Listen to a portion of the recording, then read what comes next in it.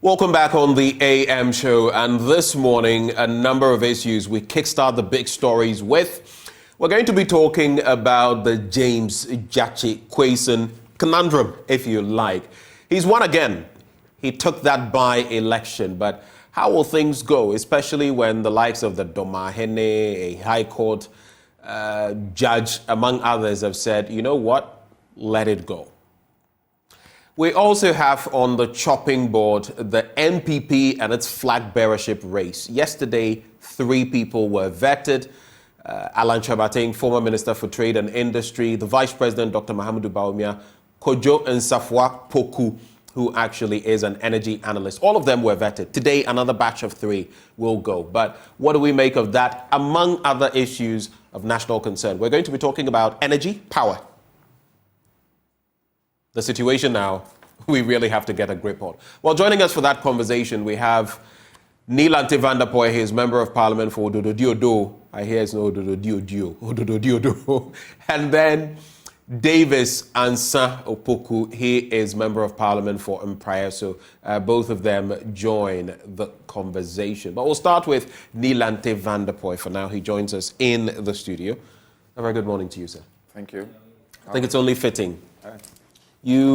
I've not heard you in an interaction in a long while.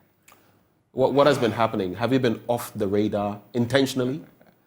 Well, first let me say good morning to your viewers and also to all my people in Ododo Diodo, and to also say good morning to the good people of Assin North for making us proud. You know, we've been doing this for long, so it's time that we also give opportunity to young ones coming in. And I said, some of us sometimes take the back seat and allow the young ones to come out so that they will also be heard. It's always good to give opportunity. And this must be seen as a party that give opportunities to the younger generation. Others like Totobi Kwache and the rest, John Mahama and, you know, Ben Kumbo, they started it. And they left the scene for us. And as such, when we have done it for some time, sometimes also you keep too long on the set and you become too anonymous with people. So it's always better to just get out a bit, keep a low profile like the submarine. You become amphibious. You just get under the water for a bit and then you come up and then you go in again. So once in a time, we come out to show our face and then we go back into the wilderness and try and keep the young ones going. So it's always good. And brilliant young ones are coming up. Some of them are much, much more brilliant than us. The current crop are doing very, very well. And I'm happy. I'm happy that... Are there any that stand out for you? See? Are there any of such young people that stand out for you? A lot. Because quite recently you see the Deputy National Communication, Basin Tale, you saw the Sami Jemfi himself, you saw Beatrice Annan, you saw Gabriela. You also saw some people coming up. And even after them, we are seeing new ones also coming up this year. Some of them I've not seen or heard before they appeared on set. And when I saw it, wow, if these people are there, then you don't need us anymore. So the future of the NDC is bright. Very, very bright, because we have very tenacious young men and women coming up. Versatile indeed, to be able to communicate well and also do other things. So those of us who have been in the trenches for long need to take some little bit of a stay back and advise, counsel them and guide them. That is most important. The work cannot be done by the same group of people all the time. The dynamics of politics sometimes demands that new faces sometimes become more attractive to the market. Right. Sometimes those fresh legs are needed. Every political Very party, important. whether it's governance, political party politics, or whatever you're talking about. But I usually do this with members of parliament who come on the show. Today is not going to be different. By the way, Nilante van der Poy, you know, I'm laughing because while I'm not on his level, he's my classmate. So we read a program together. Yes. So it's a bit interesting having this conversation with you because... And I just hope this afternoon they will not take us on in a class. Hopefully not. Hopefully not. But let's talk about your constituency, Ododo Diodo. What has changed in your constituency for the better since this latest term that you have had.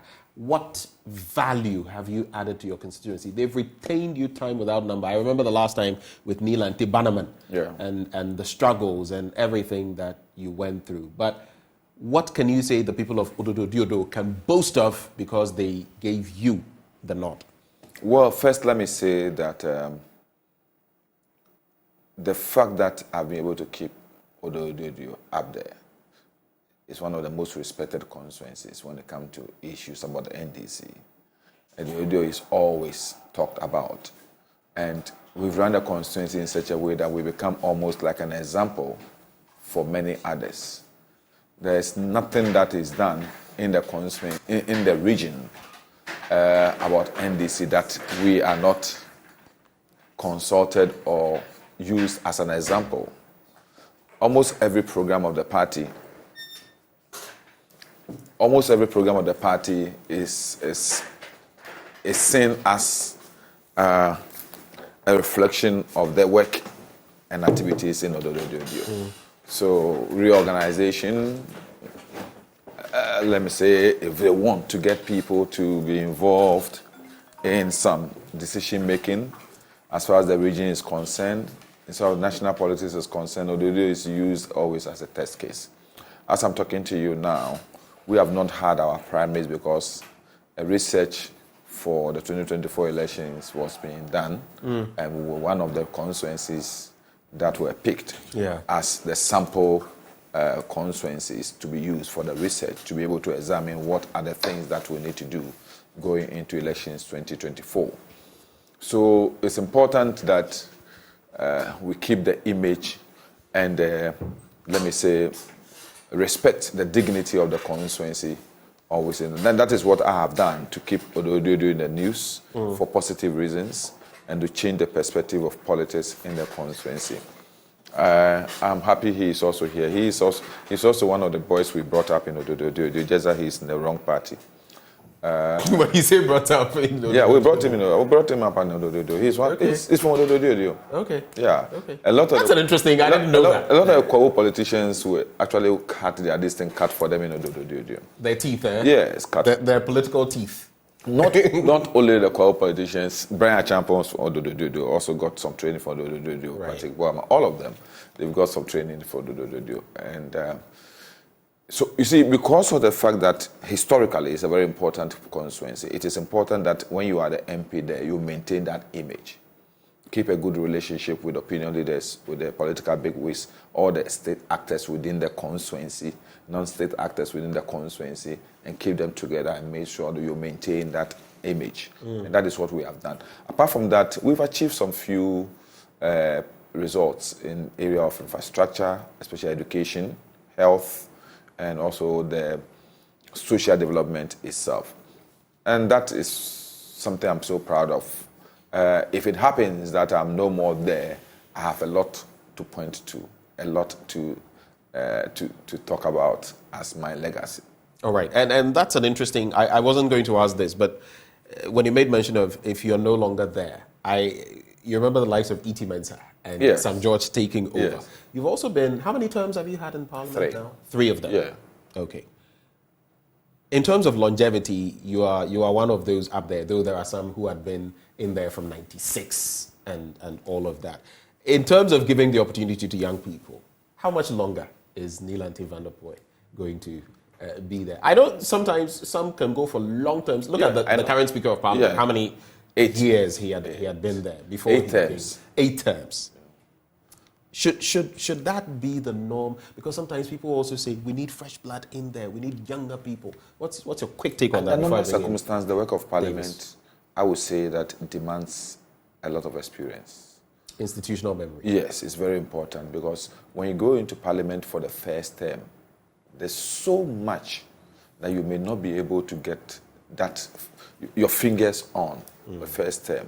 And constituencies that have the interest of just throwing out members of Parliament, in fact, when the attrition rate is so high, it doesn't enough to your benefit.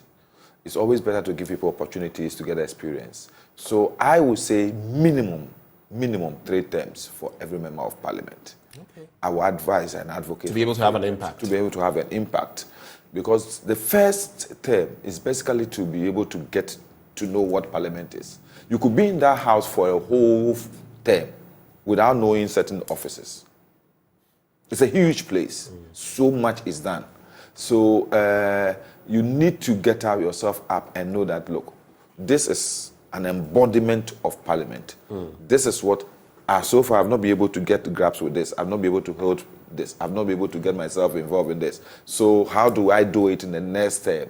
And when you do that, it opens opportunities for you.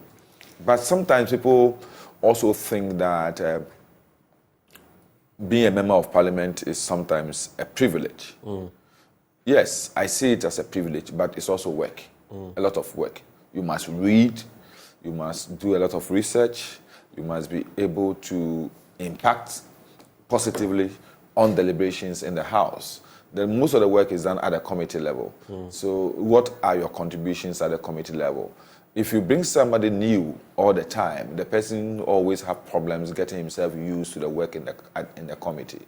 So I think that everybody should have a taste of it, but at least 3 terms should be fine for every member of parliament to make an impact in his constituency and also on the work of parliament. Right. And that is an interesting picture, especially as I come to the Mpraeso MP, David Sansa Poku, member of the 8th Parliament. This is your first time in Parliament. So, I don't know, that is like music to your ears, when he says at least 3 terms to really get yourself started, get yourself running. I'm wondering, though, before you get into that, you are in all black, he's in all white. So what did you guys decide this morning?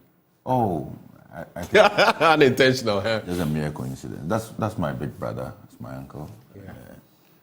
First, let me say a very good morning to your viewers, especially right. those watching us from my constituency in Praiso. And like you mentioned, some of us, we had the privilege of growing up in Ododo. And I've always maintained that anybody who grew up in Ododo has the capacity to do anything in this world. We are fearless, so the streets will teach you how to. Yeah, of course. I mean, tough. Tough. I mean, growing up, I remember on a particular street, used to have the MPP candidates Odwesi's house on one stretch, then the NDC office on another stretch, and during election, the NDC will be declared winner in the constituency, but we will be waiting for the national elections. So the NDC would start with the jubilation, and all the and you would end with it. Then we end with it. I mean, it's an interesting place to live. But like you mentioned, I mean, Parliament itself is an institution that is very huge. I think I was privileged to have done my national service in Parliament for a year. So probably maybe I knew a bit or two. But that said, I mean, we need to be able to protect members of Parliament. Yes. And you were even a member of the National Mock Parliament at the time. Yes, right? I was. One of the things that there's a senior colleague who says that this is a game of madness. I mean, you enter into politics, you spend a lot of money, get to Parliament, you realize that, I mean, the salary is not commensurate. But then people end up insulting you the most. We spend a lot in the constituency to initiate projects and everything. And it's an interesting, for me, if you're able to manage yourself as a member of Parliament and do at least 2 to 3 terms, it's a learning platform for you that whatever is given to you in future, you are able to manage it. Because managing constituency and managing the work in the House is quite huge. I have a quick one for you. So, 2 major things very quickly. And the second one I would want you to address as well, Nilan Developmental. It has to do with parliamentarians and your expectations as far as development, the developmental agenda is concerned. You are lawmakers, but all of a sudden you are doing what DCs, MCs, and others should be doing. But I'd like you to tell us a bit about Mpraeso. What is happening in Mpraeso? What's the latest? What are you doing for your people? Because I gave that opportunity to Nilante Vanderpoint. Briefly, I want to hear from you. Thank you very much. I think first, Mpraiso is a very calm area usually, unless the weekends where you have a lot of funerals. Our main focus has been to improve on the infrastructure. Something you will say that is not really the work of the MP, but I would say the MP is largely involved because you are seen as the lead advocate for the people. I mean, if they want development, you are the one that needs to trumpet it. If they want their voices heard in Parliament or even on television, you should be able to champion it. For instance, yesterday, we had a press conference in Kwahu. There was a press meeting in Kwahu where some media people complained that the pontoon on the Volta Lake has been operating with an engine just one engine for quite some time. Right. So as the MP, immediately after the program, I had to pick my phone, call the VRA boss. He directed me to the Volta River Transport Limited, Volta Lake Transport Limited CEO. I spoke to the woman, and we've been able to arrive at some timelines. And in the next 2 weeks, the pontoon should be operating with 2 engines. That for me is the essence of having a member of parliament. And so you may not necessarily be in charge of dispensing the money, or you are not the spending officer, but you should have a say as to what really goes into your constituency. I mean, I agree. As for lobbying, you should be able to lobby. Yes. It's part of what you do. We've been working on roads, some very critical roads in our constituency. An area I call the food basket of my constituency, in the Ntomim areas. And today, luckily, we have highways in there trying to construct roads. I mean, the MP is not paying for it, but the MP is seen as a person who should be lobbying to bring such developments there. And for me, I want to lace that with your question. It is so because, during electioneering period, during the campaign period, usually the populace or the Ghanaian people, the electorates, all they know are 2 people. One is a presidential candidate of the party, and 2 is a parliamentary candidate of the party. Now, the presidential candidate largely will do, let's say, 5 hours in your constituency and leave. It is incumbent upon you as a parliamentary candidate to go and sell the manifesto of the party to the electorates. In doing so, you end up telling them about their infrastructural needs and how you intend to solve it when your party is elected or when you are elected as a member of parliament.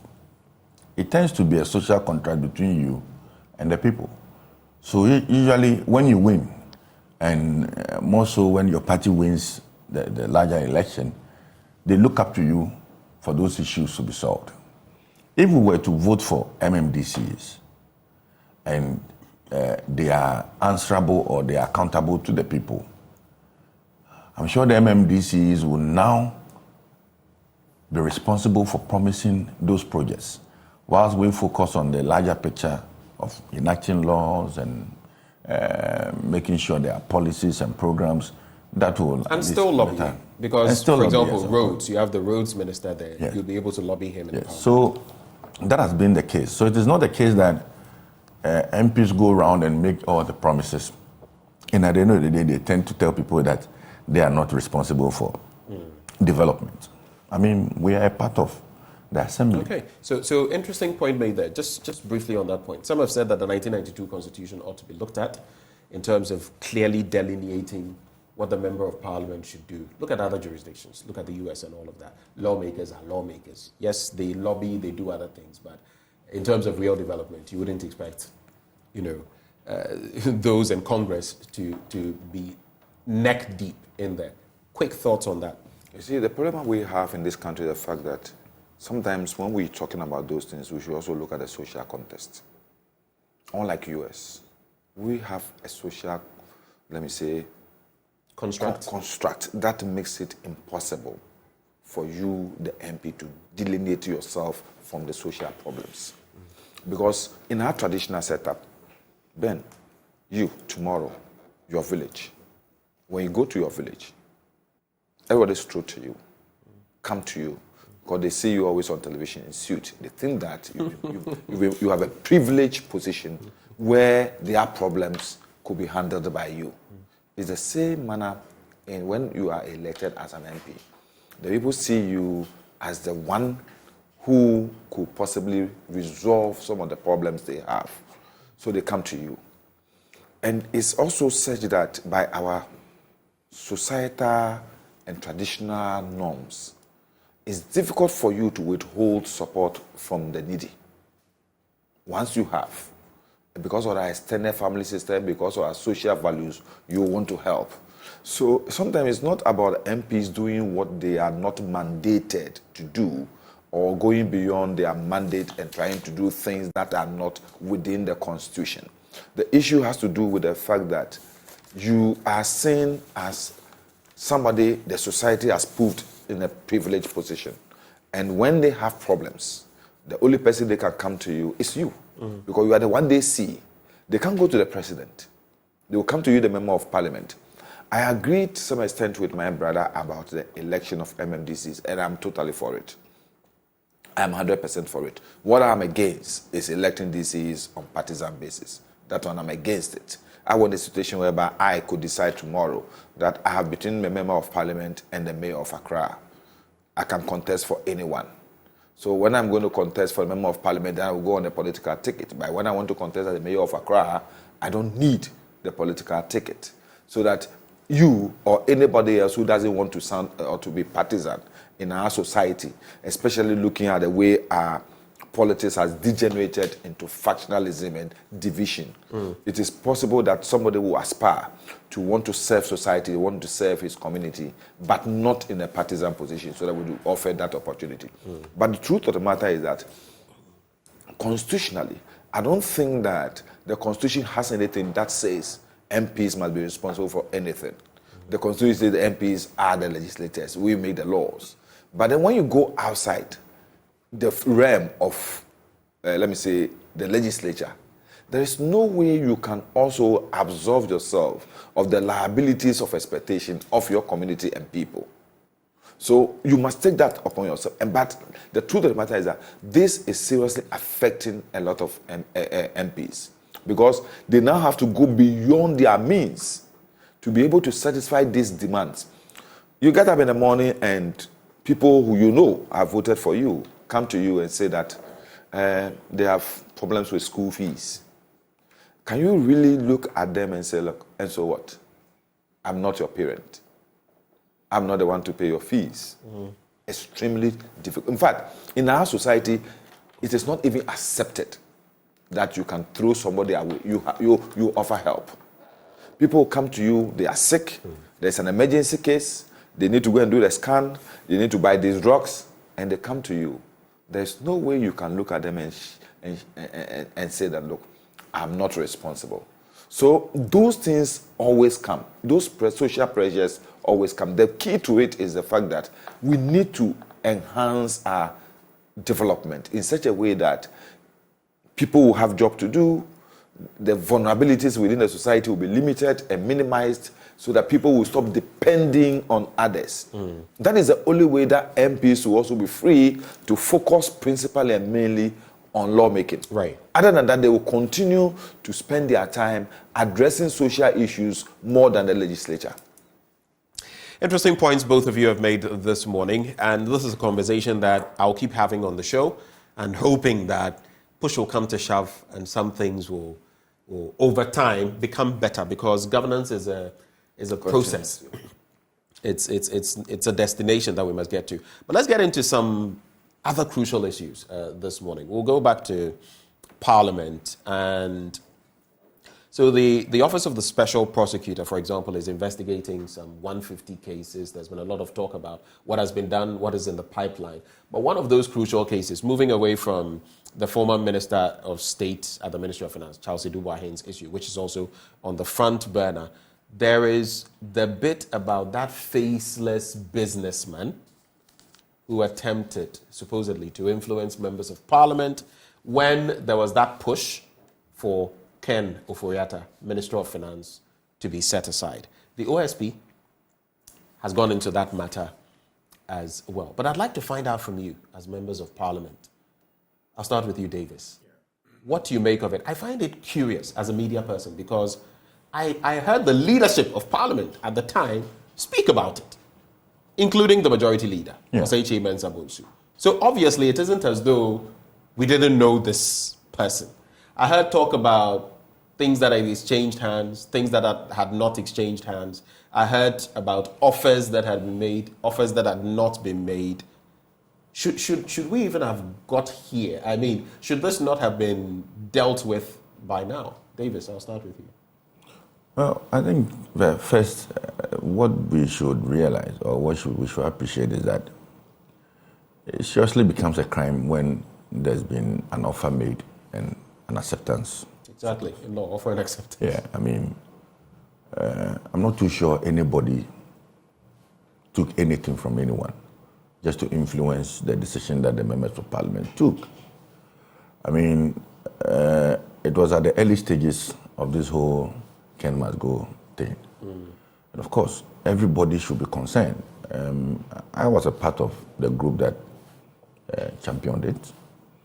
And we were not only invited by individuals in this country to hear us, but the Council of State, the Council of State of the country, Council of Elders of our party leadership, including the president, met with us, to listen to us, our grievances, and to see how best we're able to solve them. It is one of the reasons why we did not support the call by the NDC for the vote of censure. So I would not say that there's been some corrupt practices here. And I think that largely due to some miscommunication or the PR around it did not really go well. Miscommunication, because this was on the majority side, by the way. Yes. And what we heard, I wish we could go back and pick some of the tapes and the utterances, the remarks from members of parliament on the majority side. That's what I'm saying. I do not believe these were mayor utterances. There were palpable reactions to them. Usually, I can take a position on a matter, and as a member of parliament, you would have people try to lobby you. For instance, I support the allowing people with dual citizens to sit in parliament and work. But you have agencies in this country or individuals in this country who hold contrary opinions. They will come to you, try to lobby you, or try to get you to stand down your position. I also know that there are people who support the bill. And people like Okwaza who would want to meet with members of parliament to argue the matter out. All of this, for me, is part of the process. So we raise an issue. But when you try to an entire caucus, no. When you have a meeting with a chunk of one side, and supposedly there is monetary influence peddling, is that right? No, I am telling you on authority that I virtually served as more like the secretary to the group. I was in charge of all the legworks and everything. I did not see anybody bring us money. I see. No. Of course, we met with a lot of people. I've told you, even the Council of State of this country met with us, not on one occasion, about 3 or 4 occasions. We held meetings with the president, we held meetings with everybody who mattered when it came to our call for Honorable Ken Ofori-Atta to go. So that's what I'm saying, that it only becomes a corrupt practice when, for instance, somebody comes to you and tells you, Charlie Jack, this thing that you guys are doing, is unnecessary. So take 20 cedis and shut up. You take the 20 cedis, you either shut up or you do not shut up. Once you take the money, it is deemed as... So if it is proven that there was some exchange of I am telling you, money. If there were any exchange of money, I'm saying today on your program that I would have seen the money. Okay. I mean, and it would be criminal. It would be criminal. Okay. It should be criminal. All right. Just a quick one. Do you know who this businessman is in question? But that's what I'm saying, that we met with a lot of people. We met with several people in this country. Okay. We met with individuals who are party people. We met with, people who have interest in this country, people, businessmen, who felt that at the time, if these things were not managed well, probably maybe some unknown faces would have gotten involved and would have plugged this country into some state of chaos. Right. So everybody had an interest, and that is why people will be interested in meeting the members of parliament to hear them out. Right. I get the point you're making, but as I come to Neil and Tivan's point, what I find curious is, you see, Davis says a lot of people with of course, different interests. I mean, look at the bill on proper human rights and sexual values and all of that. You've had different people coming sharing their opinions. That lobbying will happen.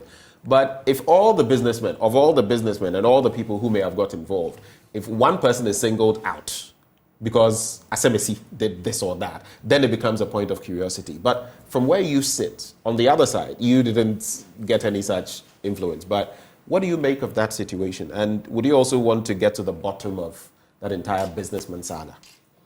Well, let me also say this.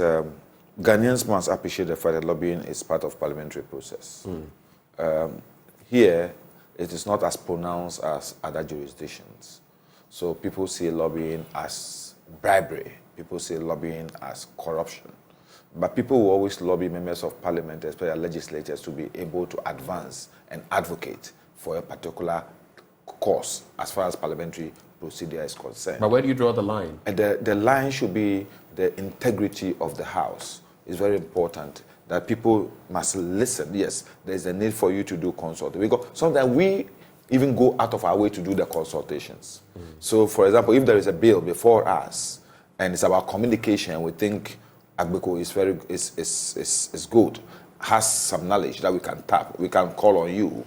You could come to meet with us and tell us what your view on the subject matter is. So that is done.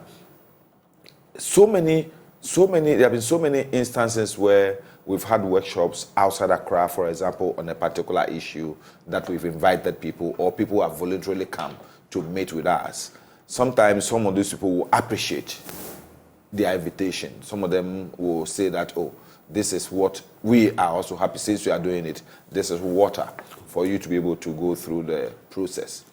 And it's happened so many times. I won't sit here and pretend that those considerations have not been done by certain institutions. But on this particular matter, let me say this.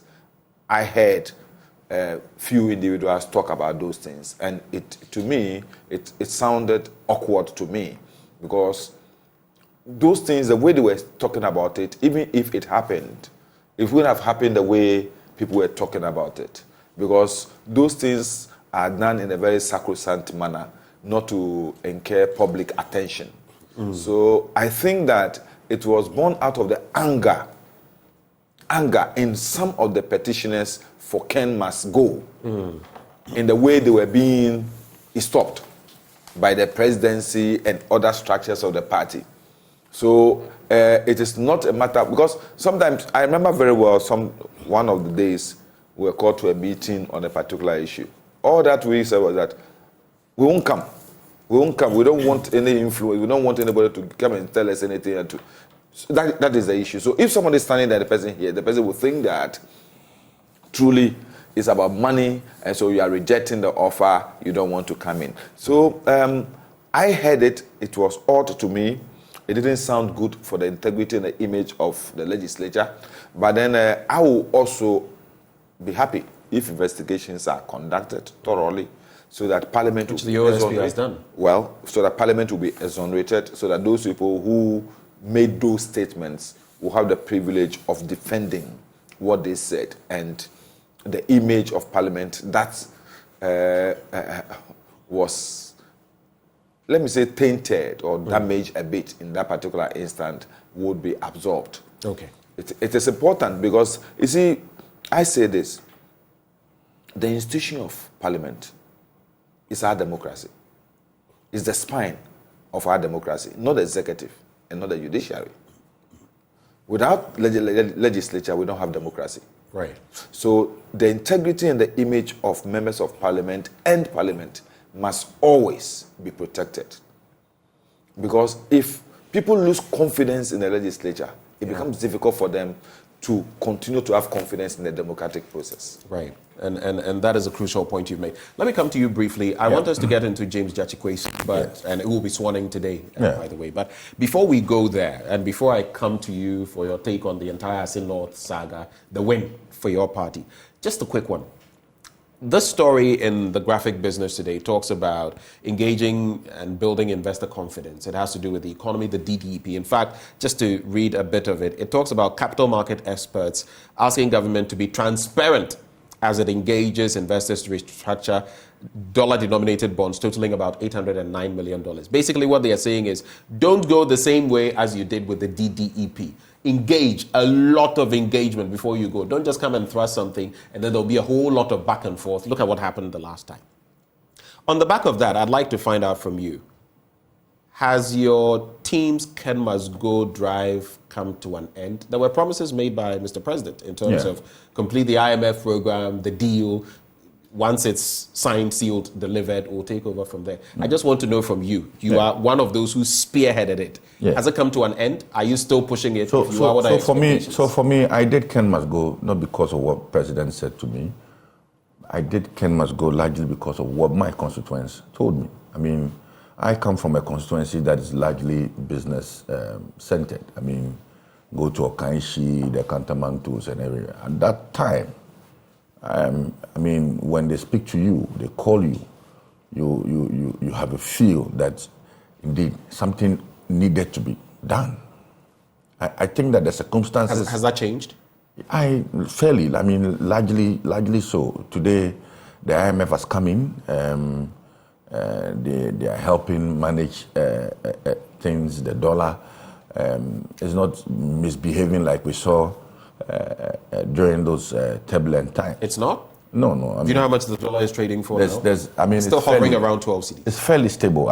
You see, if you're a business person, it's not really about how much the dollar is selling for, but it's about the rate at which the dollar either appreciates or depreciates. That is our concern. I am a business person. I've been selling Tiger head batteries and everything in our country for a very long time. So we wanted some stability with our currency. We wanted some improvement in our local economy, and which largely affected business people. Today, when I talk to my people, they tell me that yes, things are not like we would want it to be, but they accept the fact that it is a continuous process and the government continues to engage capital markets and all of that. So if today you are to ask me my stance on Ken Must Go, I will tell you I'm a bit relaxed on this whole Ken Must Go. You're a bit relaxed. Does it mean you've let go of it? Of course. I mean, I'm saying that for me... Have you let go of that? Yes. I'm telling you that for me, it was not about Ken Ofori-Atta nor the MPP government nor the president. It was about how my people were feeling that time. Okay, but just clarify for me. Yes. From where you sit, yes, your caucus, those you mustered, the over 80 MPs at a yes, point, and then at a point about half of you yes, who really wanted Ken out. Have you dropped that entire mission? Has the mission been aborted? So for instance, this morning, we have a meeting with the finance minister.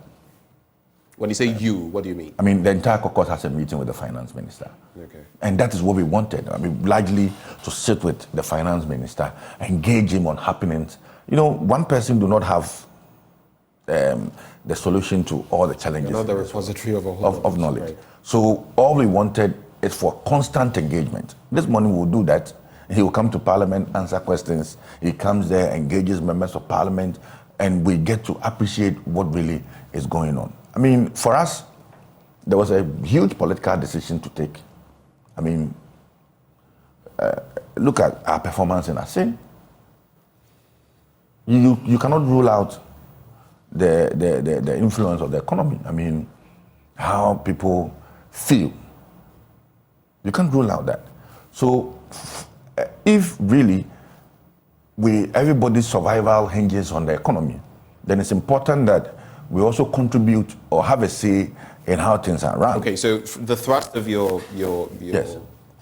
rhetoric, what I've got from you this morning is, one, we've let go of that drive to kick out Ken Ofori-Atta, and two, things are a bit more stable and we have more access to him now, so we're good to go, Yes. right? So All right. we, the true representatives of the people, have a feel that, we now appreciate what is going on. We see the improvement that is coming. And for us, that is what we see. That's All right. what What do you make of that position now? Because your end of the House was pushing for him to be removed. And interestingly, for the first time, we saw some support from them, only that they didn't agree with you on how to do it. But even as you share your thoughts on that, what do you make of the president's word? Because the president gave his word to them that let him get through this process, and when the IMF deal is sealed, he will be gone. What does that say about the president's word? Well, it's the president's, let me say, hypocrisy is legendary. The president has never meant anything he said. From the campaign platform till he became the president, he has never acted on anything he has said. So I've never taken any of his words as very serious. And when my colleagues went on that tangent, I knew they were just clamoring for attention. A lot of them. But you must give it to them. First time in a see, long while, apart from maybe the Liman era when he faced challenges that he did as far as his budget was concerned. I've never in the history of the Republic seen governments, members of parliament go against a finance minister like they have. I knew that decision they were taking would be aborted. Because the culture of silence within their party is so endemic. It's so strong. Culture of silence in yes, the MPP. Within their party is so strong. So I knew. They speak of development in freedom. Words, rhetorics. So I knew it was going to fail. We were in Koforidua when we hatched all this with some of them, even their leadership. And they urged us, because when they started, it will be aborted. So they urged us to move so that they will follow us with their support. At least it will come to voting. All of a sudden, we came back and they decided to jump the gun. So we knew that they were not acting in good faith. So we decided that we will not abort our stand. We will still go ahead. Whether they support us or not, we will go ahead. And so we did. I'm happy my friend confirmed for the fact that things are still hard. Things are difficult, and that was a reflection in the vote in Assin North. Ken Ofori-Atta need not be in office. Today, apart from the issue of transparency that we are talking about, the government must be transparent in all its dealings as far as the economy is concerned, especially with the local markets. I have read an article where Fitch is complaining seriously about the level of domestic borrowing. Ken's whole philosophy about the economy is borrow, bond, borrow, bond, borrow, bond. That's all. He has not got any knowledge as to be able to turn around the economy and make sure that trade facilitation, investment, industrial development, production, all these factors come together to ginger up and to boost the economy. All that he knows is how to go to the bond market, borrow, sew up this, be able to solve this problem, borrow from here, do this. So it becomes a whole like a Ponzi scheme. And that's the economy he has run all this while. From onset, from the first time, his first administrative work, he went into a bond market, Ken bond. And all through.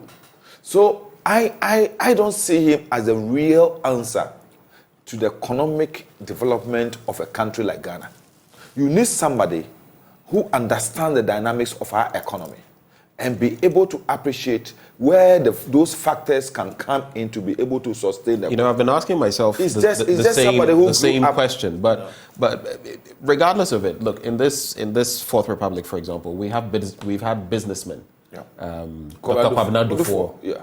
Ken Ofori-Atta. Yes. We've had academics. I mean, Setekpe is practically a lot of the time out of the country, lecturing at Harvard and the rest. What will it take? We've had all of them. Those with the very technical knowledge. Some people will tell you that, look, when it comes to the business sphere, Ken Ofori-Atta, Dr. Kwabena, you don't even need to talk a lot about them. When it comes to academic work and knowing, we have the vice president who was also touted as an economic wizard. None of that is working. The difference, you see, this gentleman sitting here told you he's been in Okaishi, he's been, yes, I agree with him. The difference between Ken Ofori-Atta and Commando 4, the fact that you need to add what we call a fianza. Are you suggesting Ken Ofori-Atta doesn't have a fianza? He hasn't got it. Because he has... But that is a bit of... No. You're basically saying he lacks common sense. No, what I'm saying is that, you see, this economy is not what you read in the books. It's not what you are taught in Harvard. There are people who sit at Okaishi, people who sit at Abosokain, Katamanto, who are more brilliant as far as managing business is concerned than us, who think we are educated, who think we've read all the economic books and all those things. True. That's what I'm talking about. Commando 4 style, in spite of all those investment knowledge he has, added the local economic sense to the management of the national economy. So he did not just look at the macro, he also looked at the microeconomy and look at what could happen. And one of the people who also did that was Barredu. The late Barredu. Yeah. Fine gentleman. Yeah, whenever his name is brought up, I always... He just don't look at those figures. He just don't look at the let me say, he looked at the local economy. How do these decisions we take impact on the person who sells KK and fish? How does it impact on the poor farmer who is bringing his goods from the hinterland to the city? Those are the issues you look about, because those are the people who sustain the economy. And not just about the figures you see, the inflationary figures and the rest, the macro figures. No. So Ken must begin to look at the issue. This is not an Harvard economy.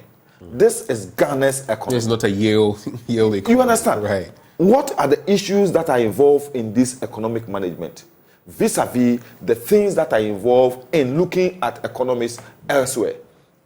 This is simple. Look, if you go to the US, every state has its own dynamics of economy. They don't have the generic program or plan for managing. I mean, there's something done at the federal level, but at the state level, every entity, just as with the Roe versus Wade and how now has gone, states are individually coming up with their own positions on it, whether to stick to what the federal perspective is or as states, so and that's my problem. Those dynamics. And if my brothers are aborting, we don't do a no, we don't have a if my brothers are aborting their stand, well, it's good for them. In 2024, Ghanaians will speak to it. Do you think Ken should still be at post from where you sit? I think Ken should go. You think Ken should go? Let's get into... Nothing has really changed. Nothing has changed. But for the IMF, this thing, what has changed? All right. Let's get into... and you see, it becomes a cow dung management style, which is not good. Because as far as this IMF money gets out of the system, we are going back. No, you see, the IMF is not just about... Briefly on that, because we have to make tracks. Briefly, because you've already had your take on the economy, but you go ahead. It's about the opportunity it gives you to get onto the capital market. Right. So you want to go to the capital market again? No government, but even no Davis, government. Isn't that the problem? Where can survive? You want to add to our... No government can survive without going... It's like running a business. Right. You can have all the money... It's not about not going to the capital market, Davis. It's about the level at which the number of times. I mean, you have to agree that we've been, within the last 6+ years, we've been very happy going to the capital market. To the point where even recently when Mr. President was being questioned about the IMF deal, at a point he would say that, this and that. And then he would say, we're going back to the capital market, which, by the way, is not our reality. But aren't we too happy? Isn't that part of why we are where we are? We are over-borrowing. We are taking more than... And when we get to this point, we have to go to the IMF, go through the pain again. When will we learn?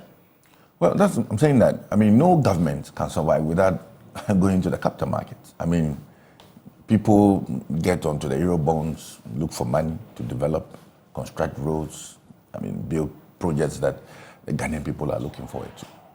I mean, the people, Cocoa Board will engage. But you people said if economy management is all about borrowing, then your 18-year-old children will be able to manage the economy. That's what you people said.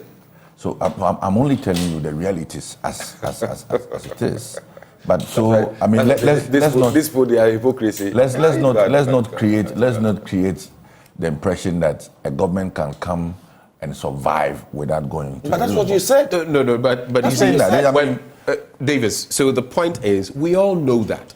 But like Nilante is also pointing out, I mean, you said things like we're moving from taxation to production and we'll use our own resources to produce everything here. You know, we'll move the economy from this to that. When you spew such rhetoric, yes, but you should expect the backlash that will come when you are not able to meet that rhetoric. I mean, no country does not operate on the capital market. Even the United States, the biggest economy in the world, does. But to what extent? What is the ratio to GDP? And even there, even if it is high, how are they able to meet their debt obligations vis-a-vis our economy? So we promised Ghanaians that we're going to move our economy from taxation to production. And look at the 1D, 1F. I mean, it's unprecedented.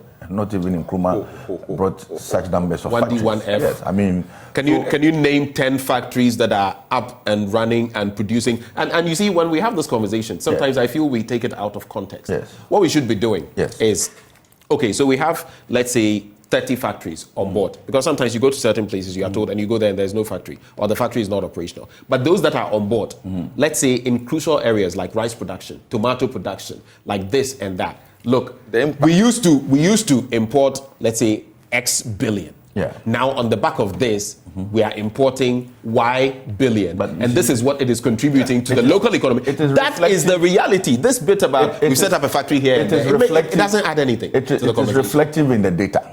If you have a trade surplus, 2022 there was a trade surplus, and I'm sure by 2023 when the data comes out, we are going to see that it's not an event. It's not like you've put together 130 factories, so suddenly you should stop importing tomatoes from Burkina Faso. But you made the comparison with Nkrumah. That's what Nkrumah did. No. That's what Nkrumah did. It's not true. The Bosso glass factory. Are you many saying of the things where we're not producing these Sanyo things in this country. It did not. That was what Nkrumah did. It did not mean that we were not importing such materials. No, I'm not saying that there was a total cessation. The Lebanese, but you can't compare this to the Lebanese community did not start today. They've been there. I mean, since Nkrumah's time. People have been dealing no one said they started import and export in this country for a very long time. But what was the level? So as for the level, once population continues to grow, certainly there will be demand for a lot of things. That is why the 1D, 1F. You can't tell me you have embarked on 1D, 1F. You can't tell me you have embarked on 1D, 1F. And then for 4 years, we cannot be able to see the impact of that injection. That is why I told you about trade surplus. I mean, trade surplus where? Yes. Go and look at the data. I mean, which data are you referencing? Go to and I'll refer you to Ghana Export Promotion website. Go there. Look at what is happening with how we are. Are you talking about the GIPC? Not GEPA. GEPA. Just try and visit there and the GEPA. Get to. But all right. So said, let me congratulate Nilante and the NDC for what they did at Assin. Right. And also to congratulate my good friend, James Gyakye Quayson. Joe Quayson. But you were there to campaign against him. No, I was not there. You were part of Alan's team. But wait. I find this interesting. You say you were not there, but if you had the opportunity, you'd have been there to campaign for Charles Obi. He was with Alan. Of course. I mean, so that is why once you are obeying a certain process, the seat was vacant. There needed to be an opportunity for people to contest. So once there's somebody on the ticket of your party, he's your friend. Once there's somebody on the ticket of your party, you are mandated to campaign. But I think for one, I was bereaved, so I could not come to Assin. Something I found interesting, though, just because you guys have brought it up. On the day in Parliament, you were noticeably missing for parliamentary business. NDC side, NPP side. You guys, all of you went to Assin. Did you forget you were legislating? It was a do or die for all political parties. Hey! In fact, the institution of parliament was much more at stake in these elections than individual political interests. Let me be frank with you. I went to Assin North, not just because of anything, but to preserve the integrity of parliament. And you see, the reason why I'm saying I'm accusing him is the fact that sometimes we tend to forget the fact that this politics we are involved in is not stronger than our individual relationships. OPK sitting here, me and him have a very good relationship, a very strong relationship. Of course, it shouldn't be that just because you're on different political sides. Yes. You become. Then OPK will sit down and hear me on a political platform campaigning against him. After that, what? So you were saying something? Yes. Gyakye Quayson is his friend. Yes. So he didn't campaign against him. I am seriously unhappy with some of our colleagues. On the NDC side or on the MPP side? Why? On the majority side. Why? Who openly came, like Sylvester Tete. Oh, like the rest. I'm being frank with you. No, it's not fair. I'm saying it because I've told him. It's not fair. I'm not happy. With OPK and other members of parliament who are in the same committee with him. We are in the same local government committee. But they are in different parties. And you guys are in different parties. And so, I mean, is there some sort of you don't consider committee loyalty? No, you don't consider relationship. So you campaign against me, openly come and stand a campaign against me. I'm back in parliament. And we meet at the committee level and what will happen? You expect to cooperate with me. I see. Sometimes we need to look at this thing that we are doing, this politics. It will come to a time when you will not be in that house anymore. And so what are sort of the... And we'll be meeting at Akotolante. Yeah. To sit with the boys to play... How do we relate? Right. Or draft. You understand? Right. In fact, look, you see, if the NDC were in power, and that is being done to OPK, I know he will come first. The first person he will approach is me. Of course. You understand? Because he understands the depth of our relationship. So when I saw a lot of our colleagues on the other side, in Assin North, really coming to contribute to the crucifixion and the death of our colleague. These are very tough words. I mean... If Quayson has lost this election, should we now take if he has lost the election from former President Rawlings again? No, he said if he has lost this election, that would have been the end of him. That died? Look, me, I was not even looking at even his term of office in Parliament. The effect on him as a human being. It got to a time my brother was empty. Spiritually, you could see that he's really being tormented by what he was going through. What I can say, why ha ha ha. Thank you. So all of us had to go in to support him. And that is one of the things that kept him going, because he saw the solidarity, the love from all of us on the minority side, and even some of the people from the majority. Since you started on that trajectory, let me just ask you, you know, Mr. President, when he was campaigning for Charles Opoku, spoke about the fact that you shouldn't vote for someone who would come with legal problems. And some have said that was in poor taste. But on the other end, I rather heard him say that we shouldn't vote for a useless person like Charles Opoku. Well, the truth is, I think he said... It was just like standing on the platform, to say... And say, Nilante Van der Poel instead of... But we all know what his intent, we all know what he meant to say. Really? Yes, because he said it, not vote for a useless person, and then he mentioned that. But I'm sure we all know that he was not referencing I want to focus Charles on that Opoku. one. but that was the statement. Then we also hear that Domahene and others, a few others, prominent people who have come out to say that, look, where the thing has gone to, the people of Assin have reiterated what they want in the person of James Gyakye Quayson. Issue a nolle prosequi, Attorney General. Let this go. The people have spoken. What is your take on that? Well, is it because there's a member of parliament at play here? For me, I mean, at the beginning of this interview, I told you that I support and I'm pushing for Gao citizens to sit in parliament. So this whole thing of somebody holding a citizenship of another country, that person should not be denied an opportunity to contribute to the development of our country. Boris Johnson, he was a prime minister for UK. While serving as prime minister, he was a US citizen as well.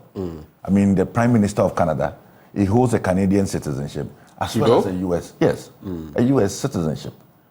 Jerry John Rawlings, we all know the parents of Jerry John Rawlings. No, but he was a Ghanaian. No. So I'm saying that people's allegiance to the state should not be questioned by the mere fact that for one reason or the other, they embarked on a trip to seek for some greener pastures somewhere. You understand? So that is where I would want to look at this whole matter from. I support and I'm going to advocate for the bill to ensure that we allow dual citizens an opportunity. For instance, if you look at an institution like the NCA, that is the nerve of our country. NCA, the nerve of our country. Look at National Health Insurance Authority. That holds the data, the health data of our country. These two institutions can be managed by people who hold dual citizens. Why can't such persons sit in parliament to pass laws? You have them in the SOEs and the rest, yet when it comes to certain institutions, you say they... So, for me, that is where I want to look at, and I welcome this Gyakye Quayson's election, and I'm thinking that it becomes a platform for members of parliament from both sides to engage in a dispassionate... Should we look at the law? Should we reconsider? Yes. So I am calling for an amendment of the law. Okay. We need to be able to amend Article 94, 2A or 2B, that says that the person should not be a citizen of any other country aside Ghana. All right. At least by the interpretation of I'm very happy from where my brother has come from. And that's exactly the context in which the Domahini spoke. People have taken what he said out of context. He said that, look... And he's a former judge himself. He's a judge. He's still a judge. He's still a judge. Well, he's still because I thought with the chieftaincy... No, he's a high court judge in Tema. Tema. He said that the people outside, our citizens outside, contribute a lot FDIs into our economy. Even in our social life, they tend to help a lot of our communities with development projects and the rest. But when it comes to contributing to legislature, we say we cannot allow them. And we have passed a bill, we have passed the law on dual citizenship. Yet, we are still holding on to the old law that do not permit people with dual citizenship to sit in parliament. So he is advising, as a judge, he is advising that the Attorney General and the President, he said he is advising, should just end this and now look at that law. You understand? I'm happy my brother is also saying it. And I will support him 100%. Because you see, the times when that law, that constitutional provision was made, has changed. Whether we like it or not. Today. I mean, it snared Adamu Dramani Sakande.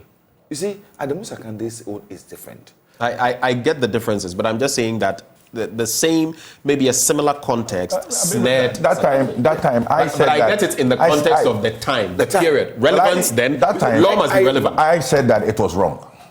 Okay. Adamu should not have been incarcerated. You understand? I mean, it was wrong.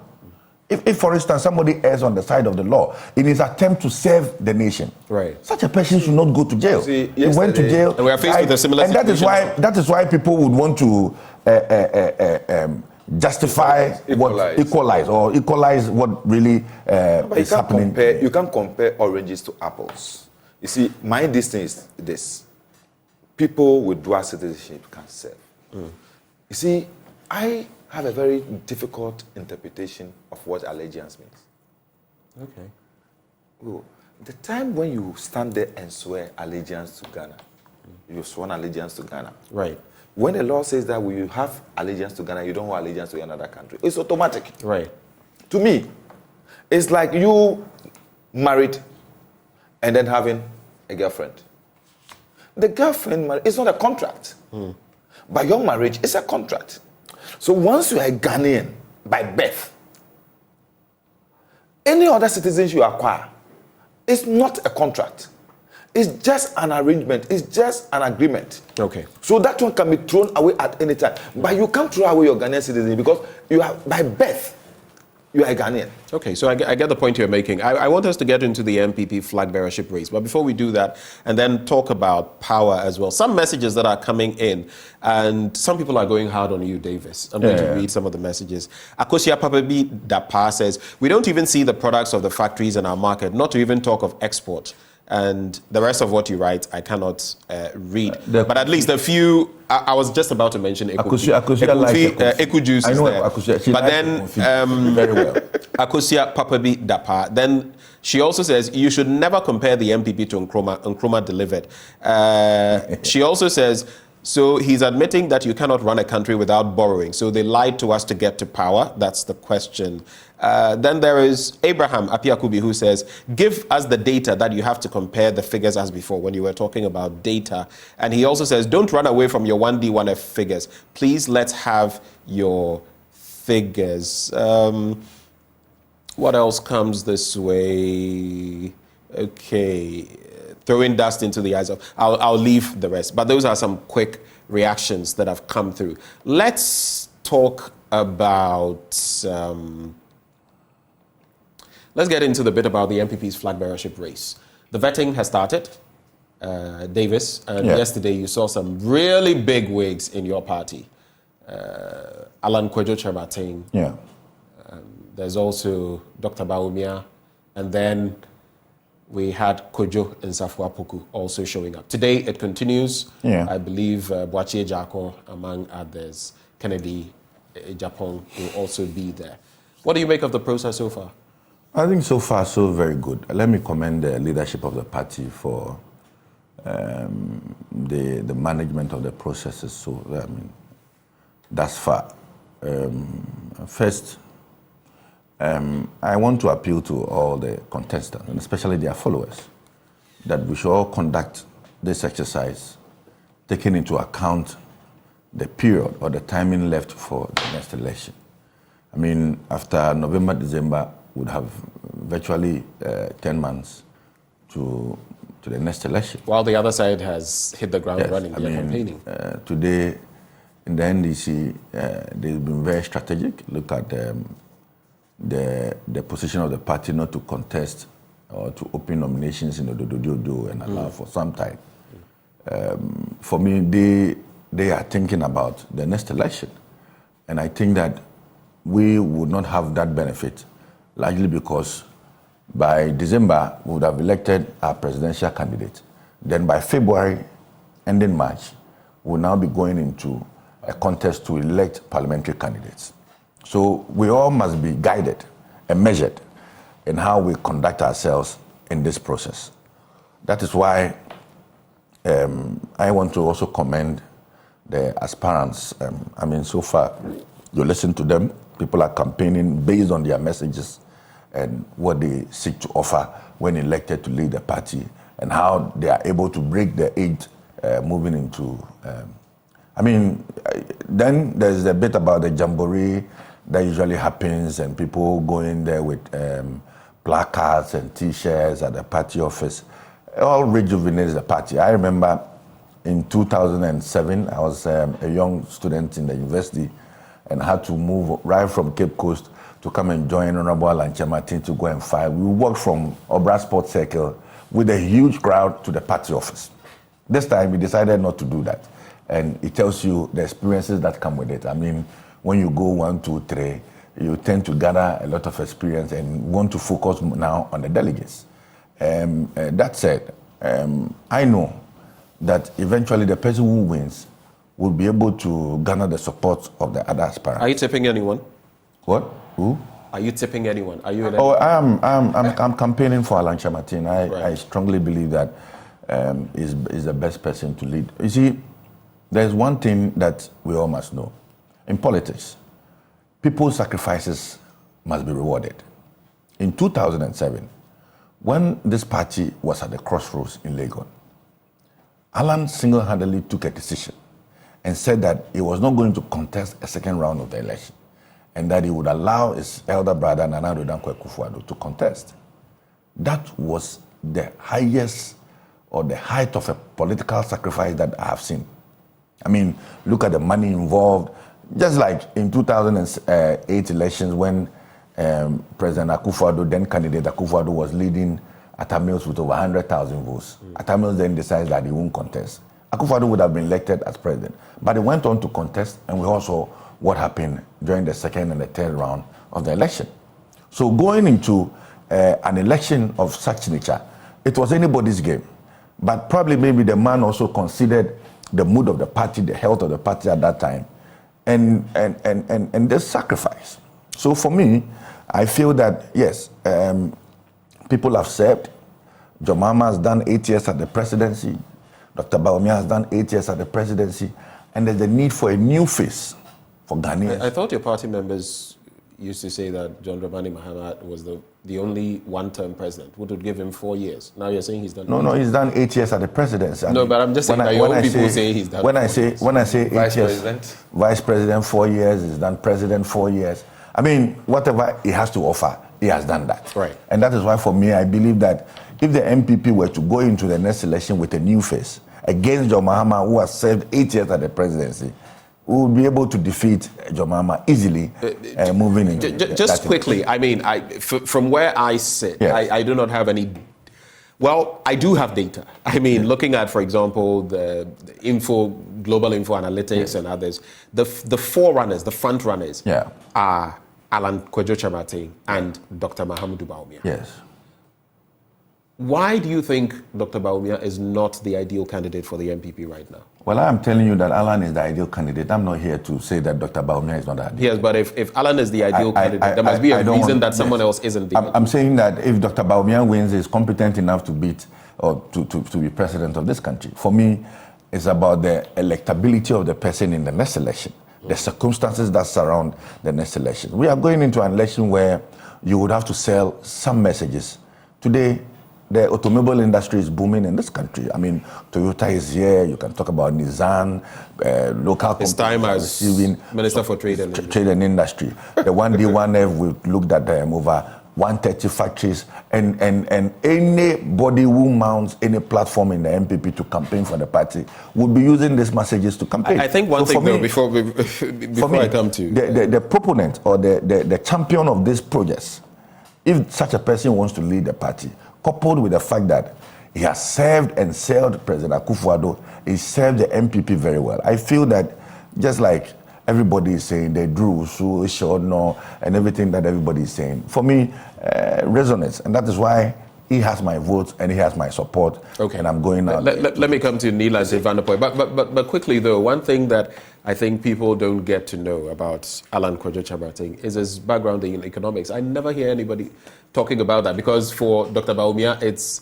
at the forefront. Everybody knows him for that. I wonder why, for those of you who claim to support him, no one ever talks about it. But anyway, well, it's the same with his law background. I mean, you know, he's a lawyer. Yes. Yeah, so it's the same with his law background. But the law doesn't really. I think it tends to focus on the tangible, the things that he has done. I mean, I don't know how the economy will not be tangible. Talk about 1D1F. But let me hear from Neil. Let me say this. I don't care whoever MPP elects as flagbearer. The party is just finished. They don't have a message.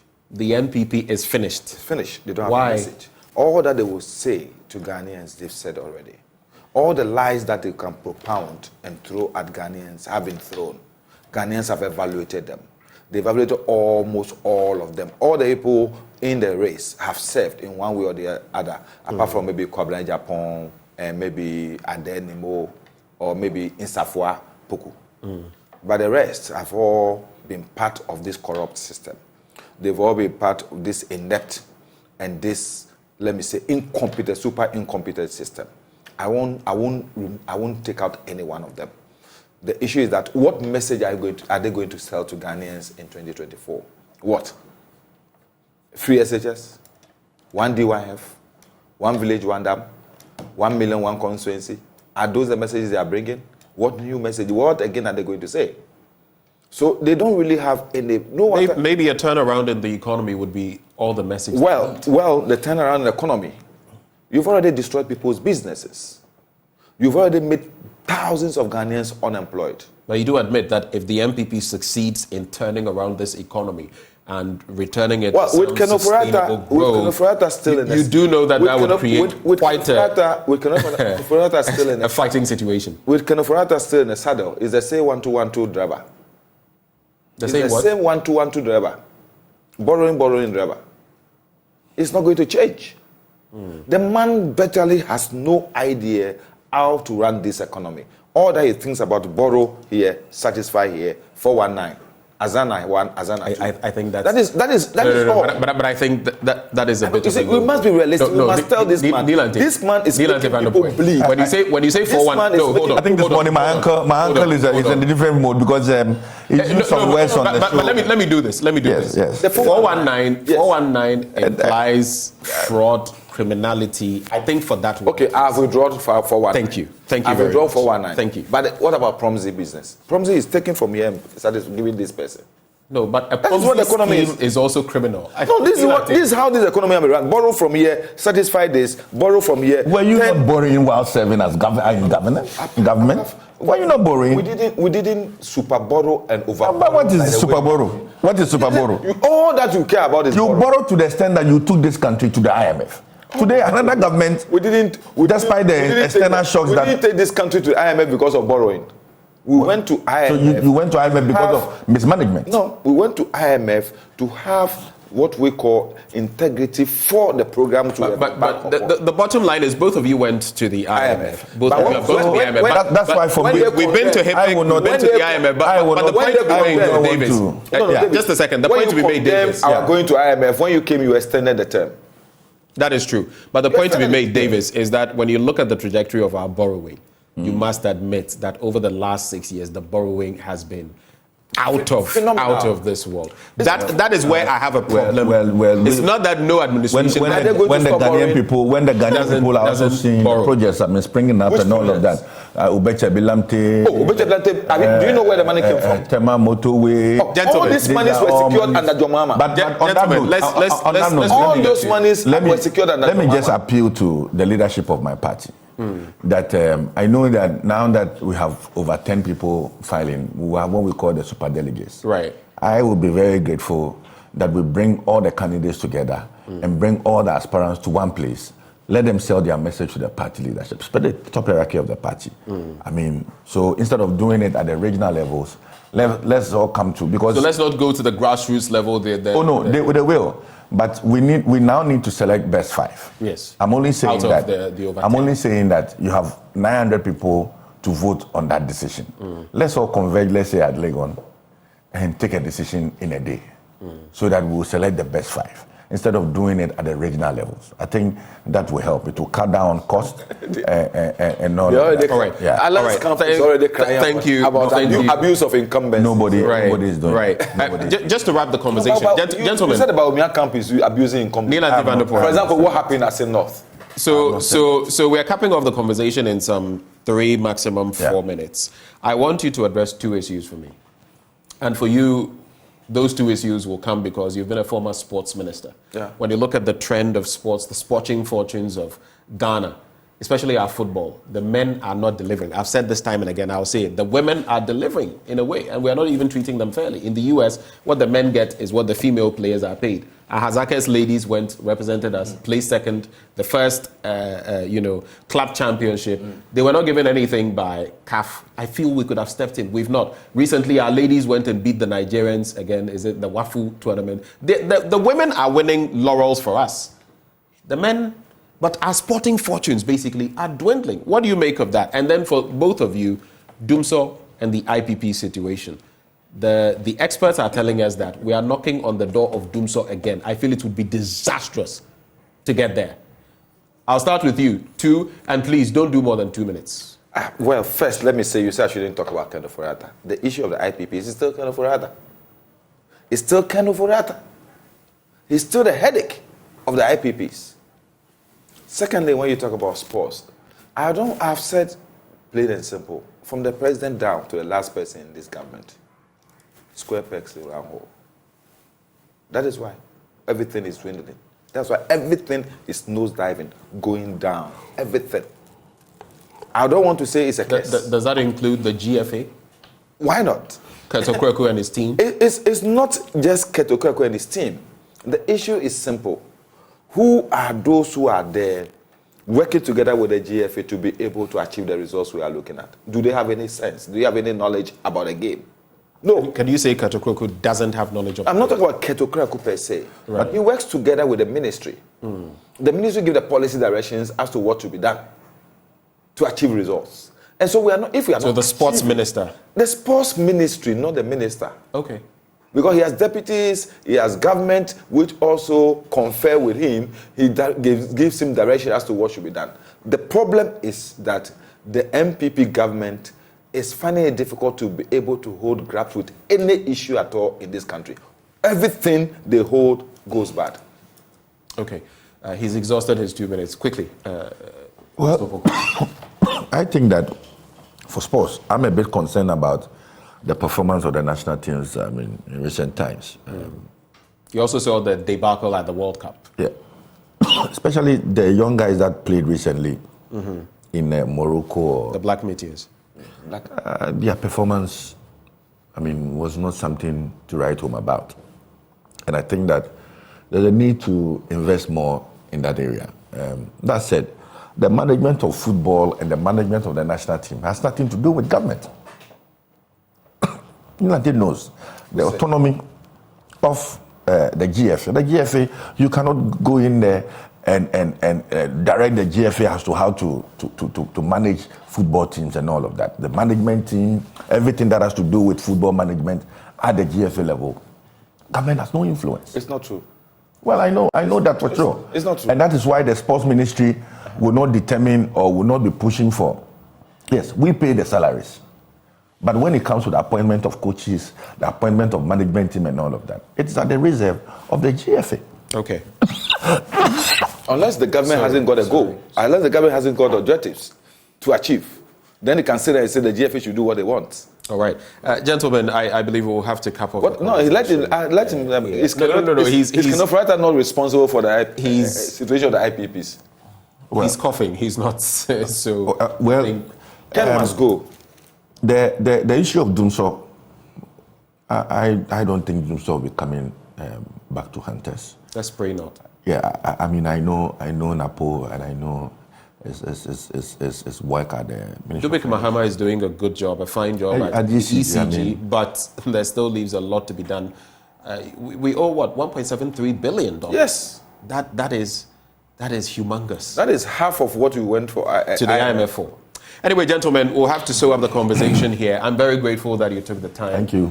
To join us. David Sanso Opoku, Member of Parliament for Mpraeso, together with Nilante Van der Poy.